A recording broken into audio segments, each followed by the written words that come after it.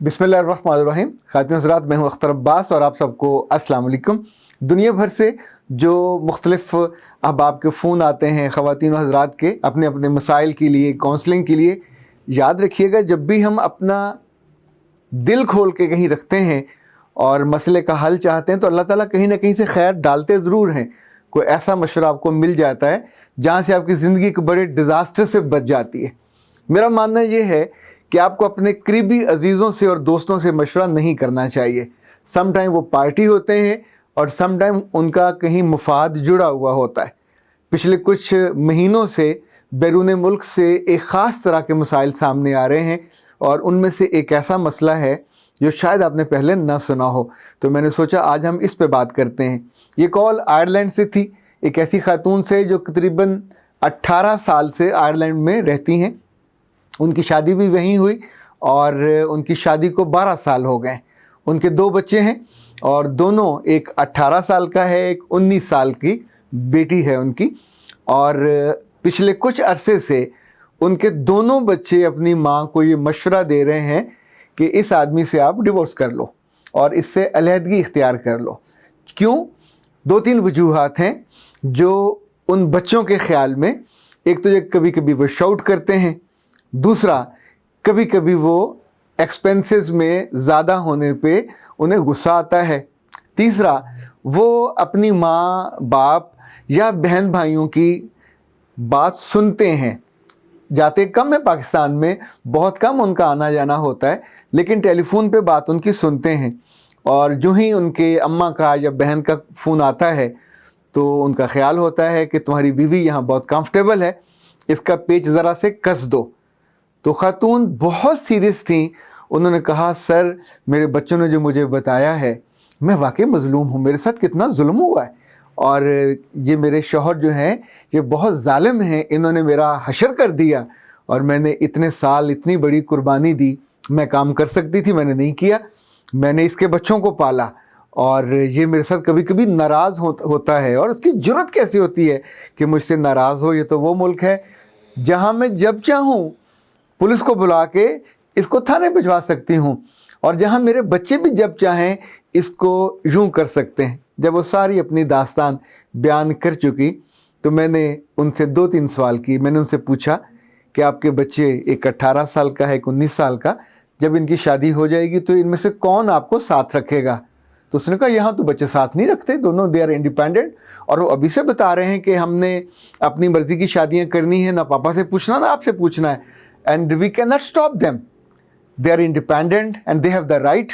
कानून उनके पीछे है, पुलिस उनके पीछे होगी, सोसाइटी उनके पीछे होगी, सो हम उनके चॉइस में रुकावट भी नहीं डाल सकते। ओके, अब इतना इंडिपेंडेंट बच्चा और बच्ची जो अभी 18-19 साल के हैं अपना घर बसाने का सोच रहे हैं और अपनी माँ का घर बसा हुआ उजाड़ने की सोच रहे हैं। ये दानाई, ये विजडम सिर्फ आयरलैंड में नहीं है, मुझे यूके से भी ऐसे केसेस मेरे सामने आए और ऑस्ट्रेलिया से भी और नॉर्वे से भी। जब जब ये बच्चे उस माहौल में रह के बड़े होते हैं तो 2-3 चीज़ें ऐसी होती हैं कि जो, जैसे जब बच्चा पैदा होता है तो माँ के साथ जो नस रिलेट कर रही होती है, जहाँ से खून आता है, जहाँ से उसे तवानाई और ज़िंदगी मिलती है, उसे काट दिया जाता है और उसके बाद बच्चा इंडिपेंडेंट होकर दुनिया में सांस लेता है, रहने लगता है। उससे पहले तो 9 माह उसी वो नाली से माँ से ग़िज़ा ले रहा होता है। ये बच्चे जब बड़े होते हैं तो फिर इनकी अपने खुदा से, अपने मज़हब से, अपने मुल्क से और सबसे ज़्यादा अपने रिश्तों के साथ जो वेन होती है ऑक्सीजन वाली और ग़िज़ा वाली और ग्लूकोज़ वाली, वो कट जाती है। फिर ये अपने तौर पे अपनी कोकोन में चले जाते हैं। वहाँ कोई आदमी उनकी इंडिपेंडेंस में मुदाखलत नहीं कर सकता, इवन उनकी प्राइवेसी में कोई झांक नहीं सकता। सगा बाप नहीं झांक सकता, सगी माँ नहीं झांक सकती। क्यों? They are good. बट उनके जो दोस्त हैं, जहाँ वो कॉलेज में या स्कूल में या जिस जगह वो काम कर रहे होते हैं, जिस तौर पे वो बात कर रहे होते हैं, वो तो उस माहौल में परवान चढ़ रहे होते हैं, वो तो उनकी बातों को इनफैक्ट आइडलाइज कर रहे होते हैं।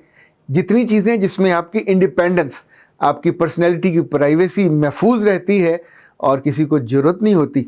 माँ आपकी मुलाजिम है, बाप आपका मुलाजिम है, आपको खाने खिलाए, आपको कमा के दे, आपको पढ़ाए, पर इसका बोझ नहीं लेना, इसका एहसान नहीं लेना और उनका शुक्रिया भी नहीं अदा करना। It's there duty.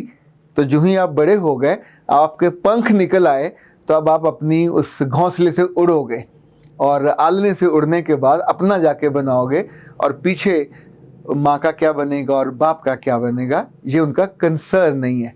तो मैंने उस खातून से कहा, मुझे ये बताइए, जब वो बेटा भी आपको साथ नहीं रखेगा, बेटी भी साथ नहीं रखेगी, और अब आप बूढ़े हो रहे हो, आपकी उम्र, तो क्या आप अपनी आने वाले सालों को यूँ डिज़ाइन करते हो कि सारा दिन आप नौकरी करोगे और शाम को आके जब आप घर आया करोगे तो किसके लिए खाना बनाओगे?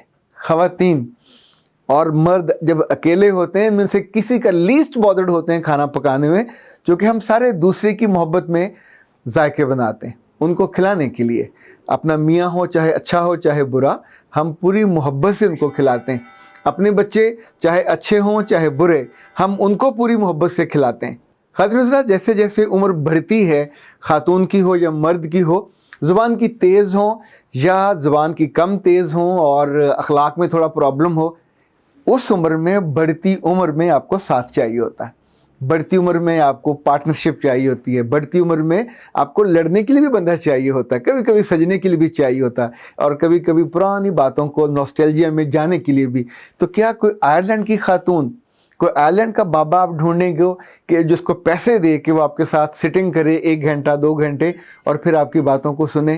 ख़ातिन हज़रात, माँ बाप इतनी दूर, बहन भाई इतनी दूर, ये सब जब कभी टेलीफोन करते हैं तो उन मोमेंट्स का मज़ा लेते हैं। उन मोमेंट्स में उनको इन्फॉर्मेशन चाहिए होती है, उन मोमेंट्स में उन्हें एडवाइस करने के लिए आपकी मिज़री चाहिए होती है।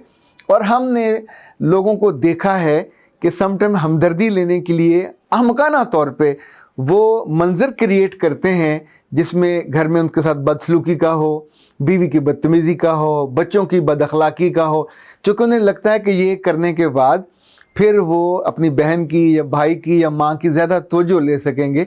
पर आपने उनको जो पिक्चर दिखाई है, उसके बाद वो जो कुल्हाड़ा चलाएंगे आपके दिल पे, आपके ख़यालात पे, आपके रिश्ते पे, वहाँ आपको कोई हेल्प आउट करने नहीं आएगा। ये जो आखिरी उम्र की डिवोर्स होती है, ये जो आखिरी उम्र की अलहदगी होती है, ये कमर तोड़ने जैसी होती है उस खातून की, चाहे वो मर्द हो चाहे वो खातून हो। जब आप ये करते हैं तो लिटरली आपके लिए जीने की वजह ख़त्म हो जाती है। 18-19 साल, 12-14 साल आप एक नागवार बंदे के साथ आपने ज़िंदगी बसर की, और नागवारी क्या है? बिल्कुल टाइनी सी छोटी छोटी बातें। उसने कभी आप पे हाथ नहीं उठाया, आपको कभी घर से नहीं निकाला, जिस घर में हो उसका है, कमा के वो लाता है, फीसें वो देता है, बिल वो देता है, मॉर्गेज वो, उसके एक्सपेंसेस वो भरता है, बच्चों को पढ़ाता वो है, बच्चों की शादियां भी उसी ने करनी है। पर आप उसको दूसरों के कहने पे जो उसकी स्पेस है हस्बैंड वाली, बाइख्तियार होने वाली, वो देने पे भी तैयार नहीं हो। आप उसको तो छोटा छोटा करते जाते हो और यहाँ तक चाहते हो कि वो नोबडी हो जाए। और जो आपके बच्चे हैं वो छोटे थे, वो बड़े हो रहे हैं, तो अब वो बड़े होते होते समबडी होते जाएंगे और फिर एवरीबॉडी होते जाएंगे। तो ये तो इट्स नॉट फेयर।